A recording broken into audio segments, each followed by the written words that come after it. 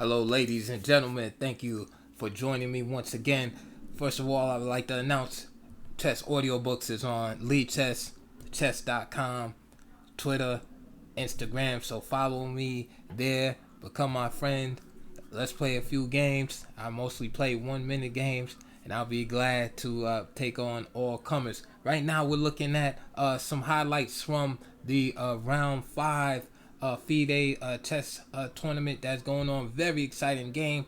In this video, we're going to be focusing on the rapid match that just was completed between Magnus Carlsen in round 5 and the young lion Andrey Esipenko. Esipenko. We're gonna get right into it without further delay. But I just want to say, hit that thumbs up button, people. This helps my videos get promoted in the algorithm of YouTube. So we're gonna get right into it. So buckle your seatbelts because this was a good rapid match. So in our first game, we had a Catalan appear on the board. Carlsen was white here, as you can see, and Esipenko black. In this game, Carlsen had his chances. Very hard to lose with the white pieces from the Catalan position, especially at this level. It's just so solid. Here, Esipenko decides to capture on c4. In danger of giving up his center here, of course, with like the e4 coming from white at some point. But he played pretty well. He did get in a little hot water, but Carlsen didn't play as accurate as he should. So here, queen c1, he's going to get the pawn back. Esipenko plays knight b6, not only just to try to hold the pawn. Of course, he knows he really can't hold the pawn in the long run, but just also to assist with his development. One of the problems in these Catalan positions that arises for black is that he will often get bogged down on the queen side. Development will become laborious, will get cramped, and usually this will create weaknesses for white to wind up attacking. So a4 was played, the idea a5 kicking the knight out. Knight gets kicked out, and now Magnus recovers his pawn. So you have open c file for white, and also opportunity to advance at e4 on e4 at some point. Knight e4. So of course black tries to mitigate that. He jumps into e4 himself. He decides he's gonna grab the bishop pair for his troubles. More advancing on the queen side here. Rook c8, and then at this point Magnus plays the move queen b3, getting out of the line of the rook and attacking the b pawn.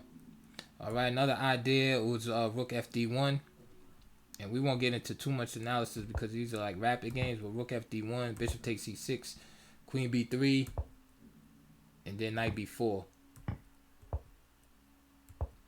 And this leads to a position whereby white is very solid in the center, and then he could just focus on the weakness on the white on the black queen side rather, and that's the idea here. But queen b3 is played, and Magnus still ends up with a good position. But here, at least, Esipenko is able to trade more material off, and you can see there's no weakness for black on the queen side here. Right, he ends up with this isolated pawn, and this is probably what Magnus was banking on. But the issue here for white is that black has the two bishops, and he's able to maintain enough counterplay. See, he drops the isolated pawn, so white is up a pawn, but black has so much counterplay and activity in the position that he's able to offset his material deficit. Notice how Esipenko keeps the two bishops, right? And then he trades off when, of course, he's able to saddle white with pawn weaknesses in his position. So again, we're just going fast here, rapid analysis. And again, you have this nominal advantage for white here. He is up a pawn, but the activity of black allows him to equalize. And this game game one, and the rapid, which was 25 minutes, allowed Black equality, and Esipenko showed that he was ready to fight. So now we're gonna move on to game two. Again, a 25-minute rapid once again. In this second game, we see that we have a Gyoko Piano position on the board. Esipenko, the white pieces, and here he tries to press Magnus Carlsen. But Magnus Carlsen winds up turning the tides here and almost won. So Magnus equalizes here. You have a lot of similarities in this position. With the Roy Lopez, the knight maneuvers to the king side, etc. This is all very well known, and Black just does a great job equalizing in the position. And I'm going fast because, like I said, these are rapid games, and I just want to get through them quickly without any deep analysis, like I usually do on my other videos. So again, it's just pretty equal. They trade off, and I basically want to get to the end game where Magnus was pressing here. So here he plays the move G4, trying to disrupt the white pawn structure, and win the E4 pawn, leaving two weaknesses on a G4. So you can see that Magnus is like slightly better with everything. His knight is better than the white knight. His bishop is better than the white bishop. Okay, he has a little more space in the position, so he has more prospects. And so Magnus is putting pressure on the position, trying to create weakness. And as you can see, that the white pawns being stuck on A4 and E4, you can see that hinders the mobility of the white bishop. So it's like Magnus is just playing that old school chess, building up these slight advantages and trying to see if white is going to crack under pressure. But Esipenko does a fantastic job figuring out the ideas of the position, realizing that he cannot allow the penetration of the knight. And so this maneuvering game takes place. And so now you have a strong knight versus a weak bishop. And Magnus is just probing. And some of the commentators, I was following Feingold's commentary, and they were talking about trying to get the king into D4 at some point, or C5 rather. And I was thinking eventually that Black would be able to win here, right, with this bad bishop and then some entry points for the king. But the problem is, as soon as the Black king moves, say to E7 and C5 and D4, as I mentioned earlier, the white king is going to move to F5. And so Carlsen did a lot of maneuvering, trying to make sure that white had a good grasp of what was going on here. And Esipenko showed his class. He didn't make any mistakes. And this is why Carlsen kept his king over there on the F file, because he really can't move over to E6, C5, D4 without allowing the white king to have his counterplay. And at this point, on move 85, it was actually Magnus Carlsen who offered a draw. This brought us to the rapid, the blitz tie breaks.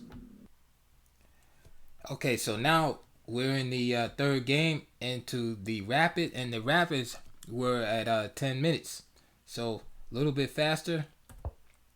And Magnus Carlsen had the white pieces here. So D4, knight of 6 from Esipenko, C4, E6, knight of 3, D5, and you see this Catalan type setup appear on the board. Bishop G2, castles, knight BD7, queen B3, knight B6, and now C5 from Magnus. Knight C4, and now bishop C3. I remember thinking during the game, bishop F4 like seemed natural to me, but I guess bishop C3 is okay too. B6, right? Starting to try to break down the white center here, and Magnus goes c5. This is very annoying if you don't get rid of it. I mean, it can be a weakness for white, but it's very annoying if you can't get rid of it. This pawn. It's like a thorn in the side. So a5 from Esipenko, and I think it was a good idea. His idea, of course, is to play bishop a6. Kind of play around the pawn, if you will. Knight bd2. And now he plays bishop a6. I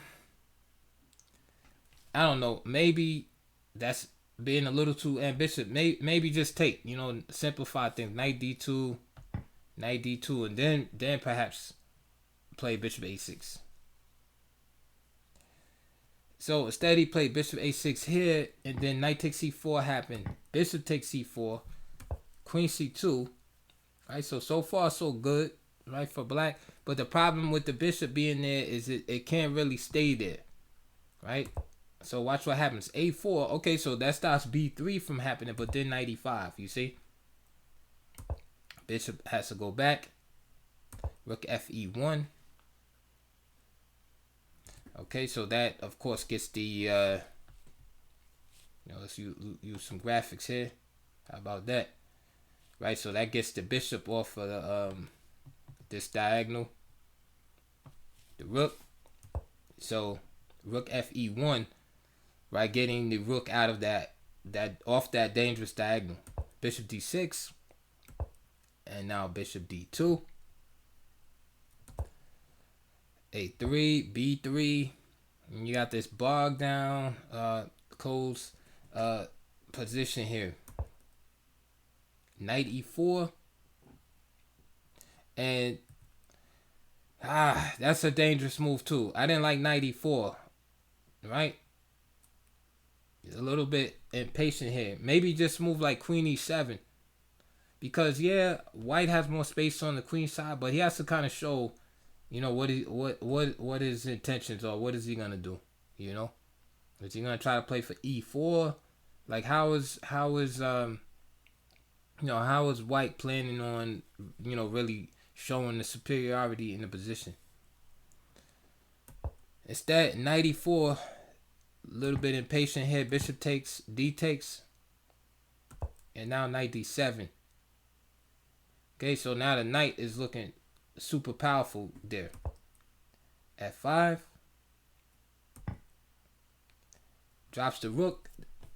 It wasn't an oversight. It was a practical decision, right? A knight is very powerful. There's probably worth the rook anyway. Queen takes f8, and with the position being closed like this, the rooks aren't really worth that much at this point. Bishop f4, rook d8, bishop e5.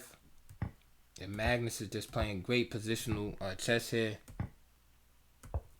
And he's basically winning here. He's just up the exchange. And here, Esipenko tries to create like a mating net, some counterplay.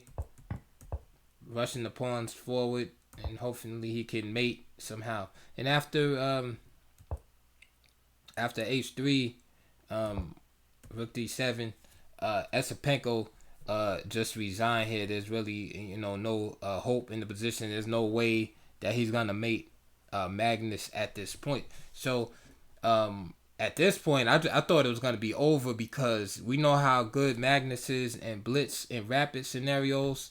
And to be honest, I just thought like, okay, Magnus is just gonna wrap this up.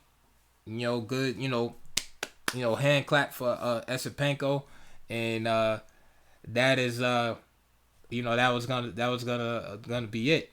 But again, you can't underestimate these up and coming players, because we're looking at these players like Magnus, right? Magnus is older now. Can you believe it? Magnus is like over 30 now. We're looking at these players as legends, etc., which they are. But the young dudes, they respect them, but they're looking at it like, okay, he had his time, now it's my time. Just like with Kasparov back in the day.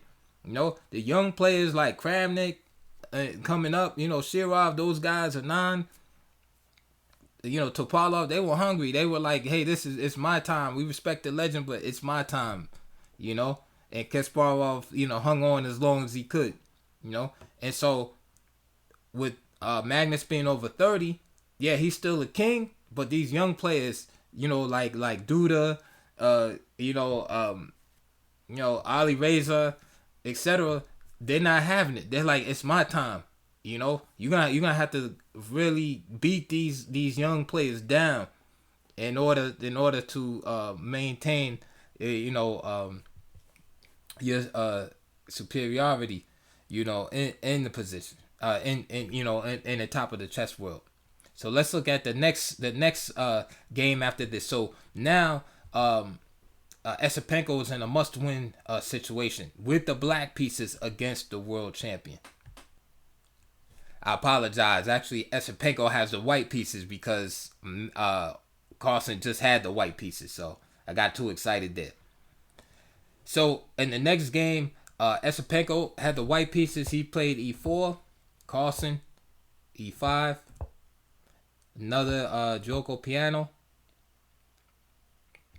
c3, knight f6, d3, d6, castles, h6, rook e1, castles, h3, bishop b6, knight bd2, knight e7, a4, c6, d4. And again, so many similarities with the Ruy Lopez in these positions, right? You keep the pieces on the board and you maneuver. And even though they're considered open games, Gioco Piano, Ruy Lopez, they're really not. If you look at the position, they're really not open games. These are like the first. It sounds like an oxymoron, but these are kind of like the first open games that are really should be considered closed games. Even though they're, if you look in the chess book, they will be under open games. They're really not.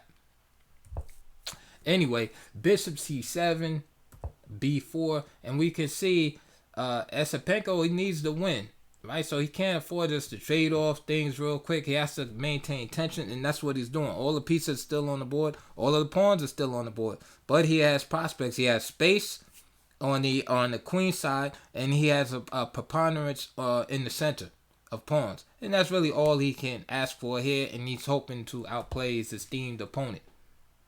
Bishop e6, bishop b2, a5, b5 here, bishop b6, pressure, queen c7, rook a b1, and now c takes b5 from Magnus Carlsen.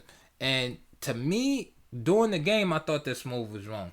So I'm not being a Monday morning quarterback in here. Because b6 and a5, right, are statically weak, okay? And what do I mean by statically weak? They're like weak on paper, right? Because at the end of the day, there's no weakness if you can't really exploit the weakness, right? So b7, b6 square, a5 pawns are a little suspect, right? Those squares are a little weak.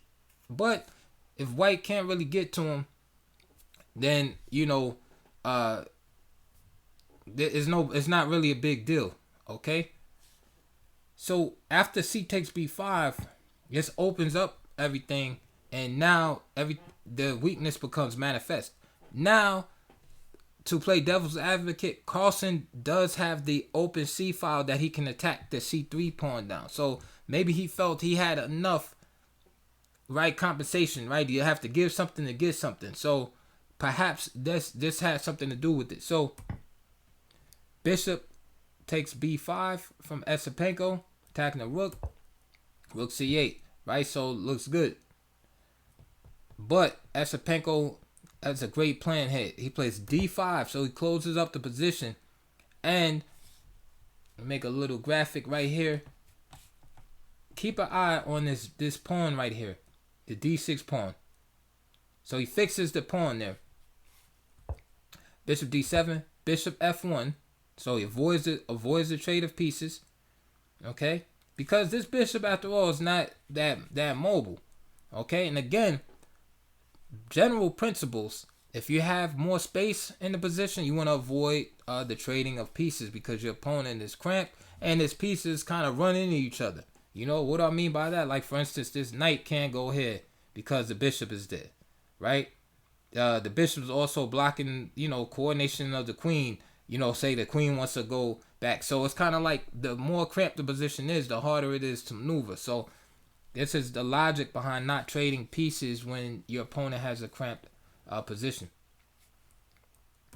So Magnus plays rook a b8. Okay.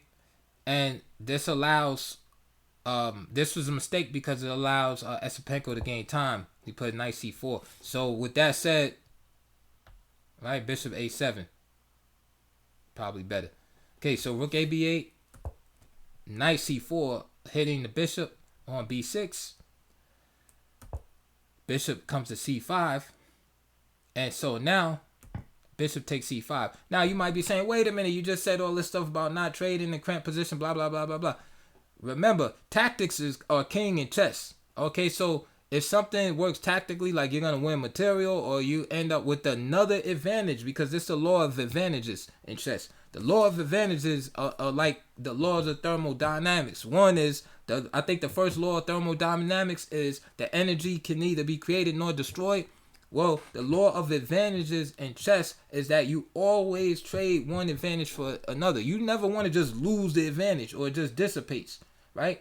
That means your position is deteriorating. So if your opponent has a cramped position, right, you have more space. That's an advantage. Now, if you're going to allow him to alleviate his cramped position, right, in other words, you're giving up that advantage. That means you should have something else in compensation for that, another form of advantage, whether it's material, right, whether you win in exchange, or there's some type of other weakness to concentrate on, right? Never just lose the advantage. It should be a transfer from one advantage to another. Let's keep going. Bishop takes c5, queen takes c5, and you'll see exactly what I'm talking about. Rook b6. Here's the transfer of the advantage. Again, keep an eye on this pawn. Right? Keep an eye on this d6 pawn here. So, what was the transfer? By getting rid of the dark square bishop, all right, Esipenko removed the defender from the dark squared pawns, which are weak. So now you have, this pawn is weak. a5. d6 pawn is weak. And it's being attacked twice, so black is actually threatening to win. White is threatening to win the pawn right now. So he transferred. Okay, he allowed black a little relief as far as being cramped in the position is concerned. But now he has another problem. He took one advantage, switched it to another advantage. Boom. d6 is under attack. 98. This forces Carlsen to go passive, right? He has to bring the knight on e8. That's to defend the d6 pawn. Rook eb1. b7 is being attacked. So you can see how trading that bishop opened up all these opportunities for Esipenko. Queen c7. Again, forced to go passive. Queen b3. Knight fd2 was also another good move. But the idea is clear. Queen b3, and the idea is to just go here with the queen and pile up on this pawn. Again, remember, it's rapid game, right? So ideas have to just be clear and simple. Queen a3, queen f6 now. There's no way for Magnus to hold the pawn. So now he's just kind of lost at this point. So he goes on the counterattack. Knight takes d6, knight takes d6, rook takes d6, queen e7. Trying to, create some type of trouble here. Right? With a pin. That takes care of that. Another idea was just rook b3. Again, both moves solve the problem. Magnus played f6 here. All right. And now Esipenko played queen a1. I'm not sure about the accuracy of this move. Um,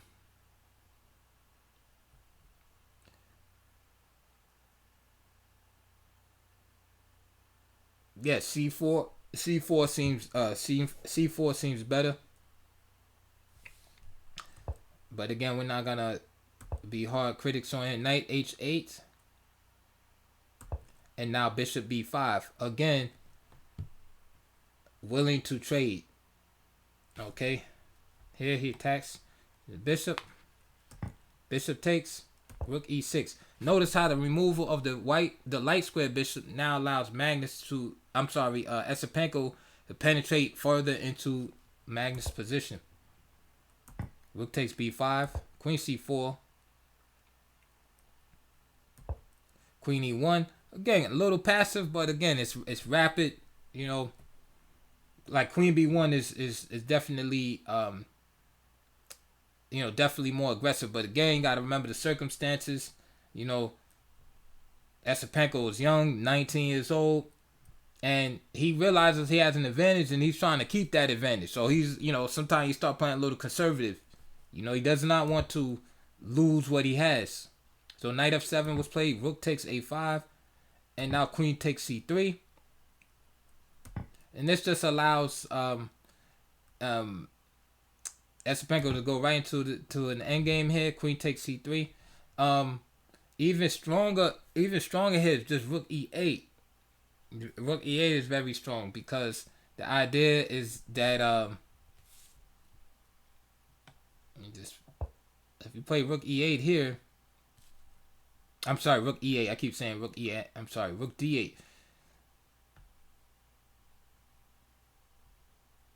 Whoops. Sorry, I messed that up. Let's go back. The idea here on rook e8 is, of course, if rook d8, you drop the queen. So that's out of the question. That means the king has to move here. Okay? So after the king moves, then you can just play queen takes. Rook takes. And you just win right there on the spot. Alright. So anyway, queen takes. Rook takes was played. And Magnus just showed his resiliency here. And I'm not gonna lie, I got concerned because I thought that Magnus might pull a rabbit out of the hat and draw this game. Right? Because it seemed like Magnus just kept getting counterplay. And then it came down to here, and I was like, man. But then I saw what Esipenko was doing, and I said, okay, he's got to win, and he's easily winning this. So rooks came off, and at this point, there's no way Magnus can win. And Magnus actually resigned after King d6, and so just a fantastic game. Like with all of that pressure on you like that, and just able to all of that pressure on you to able to win, what they call on demand. That's incredible. And so this has to give Esipenko a lot of confidence that he was able to hang in there with the world champion like this. So after this, it's still tied up, and that brings us to our next game. Okay, so now these are like the blitz games, so no more 10-minute time controls here. So these are 5-minute games. So now Carlsen again has the white pieces. Started out e4, and I love e4. And so now you have the Rui Lopez. So Magnus is going to the A game. He's not playing. He's going to his Berlin crusher. Or anti-Berlin, rather. So castles, a6. Takes. So you have like this delayed exchange Rui Lopez situation. He takes. And Magnus is doing what he used to do back in like 2013, 2014. Right? You get the structures and then just squeeze the opponent, in the end games here. Right? It looks drawish enough, right? But he just has a structure that's superior. All right, yeah, black has the 2 bishops as compensation. He has to play very accurate. So bishop g4.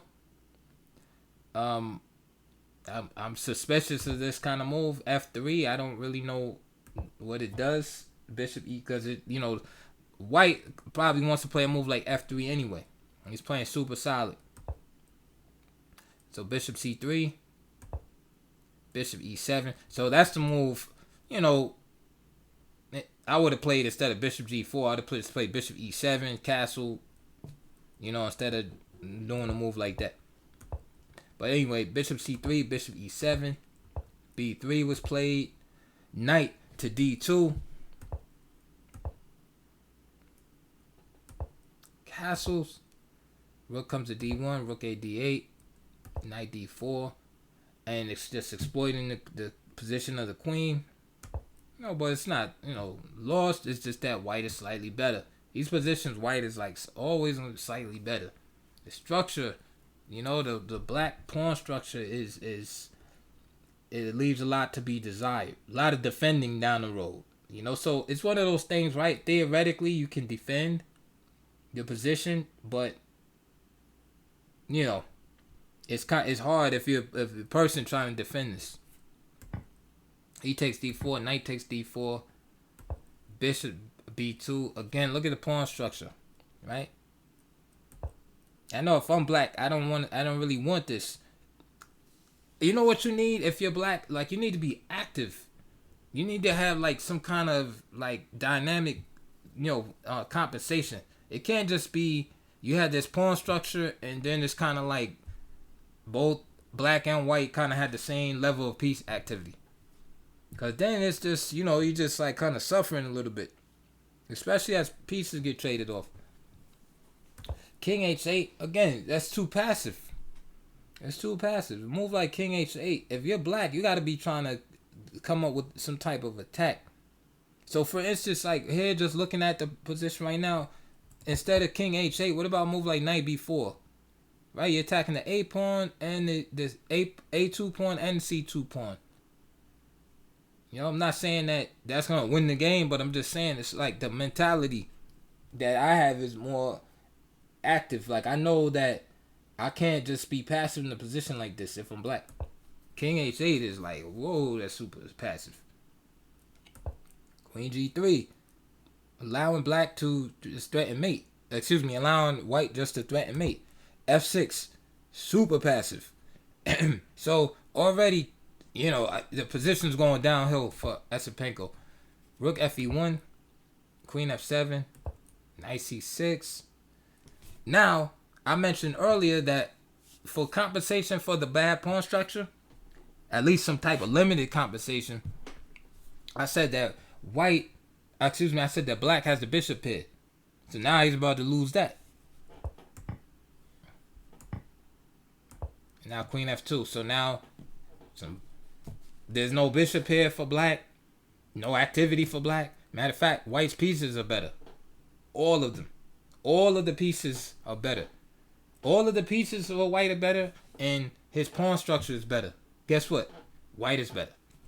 So rook f8 takes, just unceremoniously drops a pawn. This is an active move, but now it's desperate activity.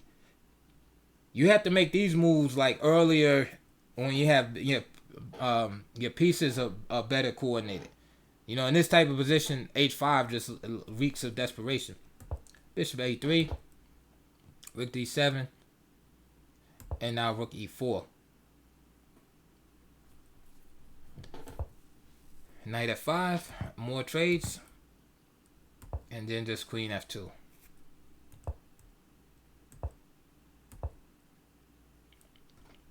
Knight e3, bishop b2, trades,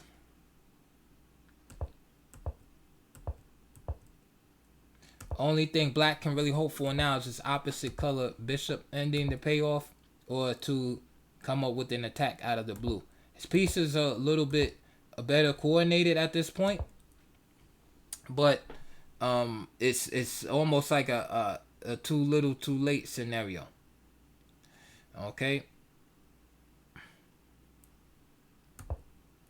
So if Carlsen plays again, this is blitz, and they were in severe time trouble at this point. So like I said, I can't really even commentate, but for those who want to know why that question mark is there, is because it allows this move Queen C4, which attacks trying to do these graphics, Queen C4, which attacks the bishop and this pawn right here at the same time. So Magnus missed that. So Queen D2, Queen G6, and now he attacks the pawn. King G8, Bishop D2, trade, Bishop D7, and now King H2. All right. Bishop F5.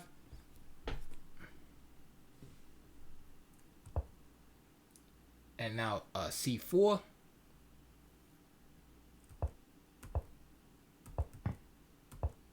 More material is won. And like I said, I'm not really gonna commentate on these moves. So a lot of mistakes were made, but it was just time, time trouble. They had like 10 seconds left on the clock, but you can see what happened. Opposite color bishops, but here it's no good for black, as the pawns are all in the same color of Magnus's bishop, and he's just gonna win these pawns, and there's not really nothing he can do. So at this point, again, Esipenko has his back up against the wall, and he must win his next game to stay in it against Magnus. But I felt like this was a fantastic game strategically for Magnus. This was probably one of my favorite games of their match, because the simplicity of everything. It's like Magnus just went in for this structure right here, and right, he just went in for this structure right here and kind of caught Esipenko off guard. Like, to me, at this point, like, black is already in trouble. Not having the activity without really a way to generate the activity, and then he kind of just went passive. Like, once I seen King H8, I was just like, man, this, he's really kind of, a little confused here about, this position. So, moving on to the next game. Again, we have Esipenko with the white pieces here. And again, Esipenko started off E4, and he's been doing good with his Joko piano. And so he goes back there again, back to the well. And this time Magnus plays the same stuff he's been playing.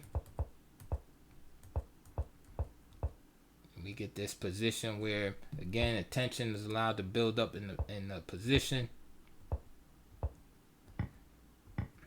Pieces come off, and at this point Magnus just needs a draw. So the pressure is on Esipenko to make it happen. Queen C2, Queen D7, Knight F1, D5. Okay, Bishop E3, takes, and a lot of tension in the position, and this is what white wants. But black has good compensation, right? All black's pieces are well placed. He has his two pawns in the center. All right, so we could say it's pretty much equal. C4, C6, and he's just maintaining the center. Rook D1, Knight F4. So if Knight F4 is good, that means G3 is the move you want to make here, just to keep the knight off of F4. Anyway, Rook D1 was played, Knight F4, Knight F5, and Magnus lays a little trap here. He plays G6, and Knight takes H6. Problem is after King G7, right? Knight G4, takes, right? We have some simplification here. Rook E8, right? It's not like the white player is going to really be able to hold on here. So after H takes G4, Rook E8, Knight H2, right? The H file is open, and Magnus kind of forced it. It's like Magnus uses Esipenko's greed against him, right? So he wins the pawn, but then he comes under attack because the knight on F4 is very powerful in these positions, right? It's like you don't want that you don't want the knight to be on your fourth rank like that, especially right near the king. So Rook H8 happens. F3, again holding on to the pawn here. Magnus takes. Maybe just Queen D6. Maybe there's no need to take at all. But he wanted to clarify the position in the center, so he plays D takes. But the problem with that is it allows I almost said Duda. It allows Esipenko to trade.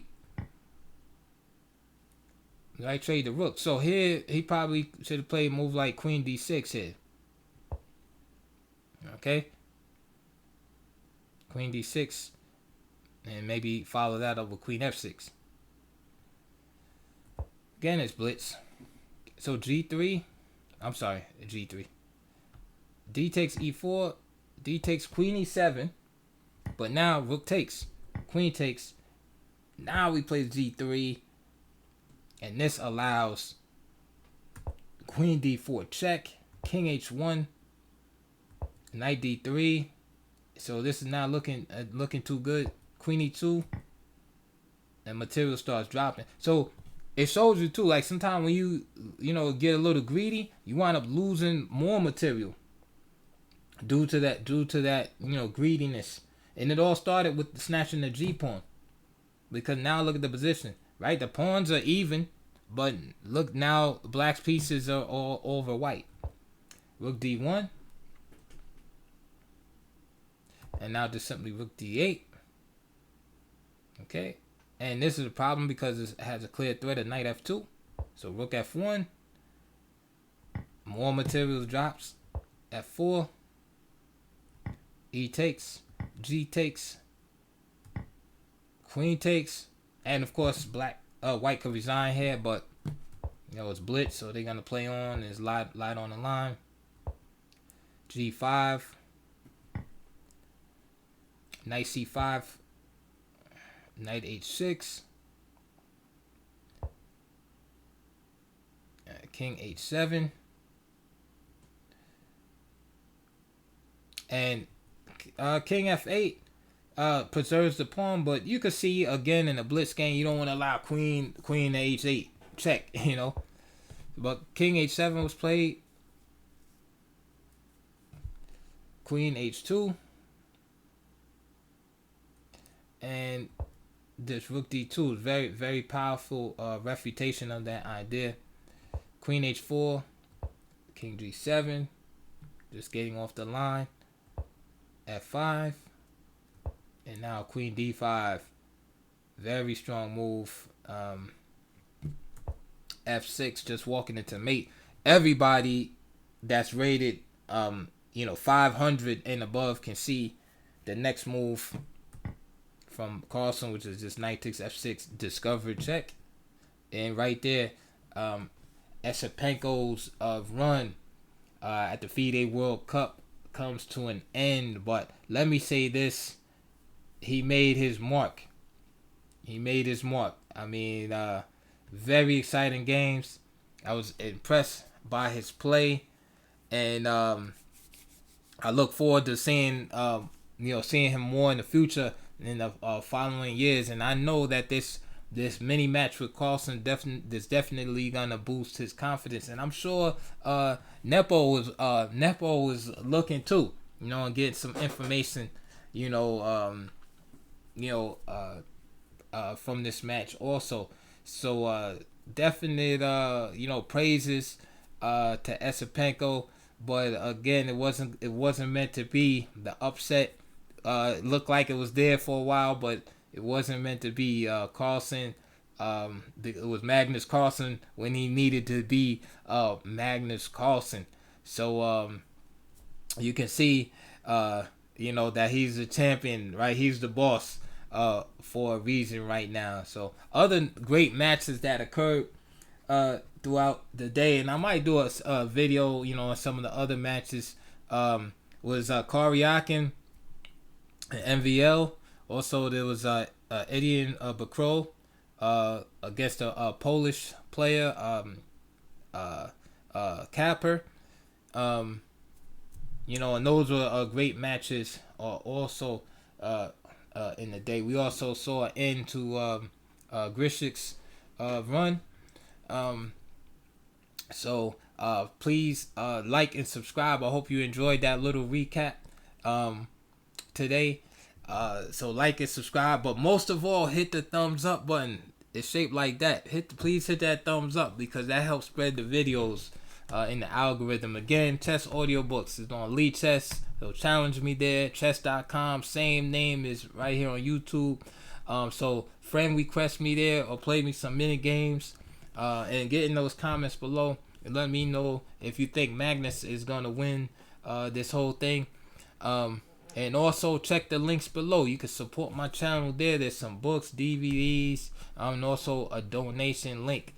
So with that, I will see you guys on the next video. I'll probably do another video on one of the other matches, maybe the Karyakin MVL match. So you guys can see some more great excitement in a concise manner. So with that, I'll see you guys on the next video.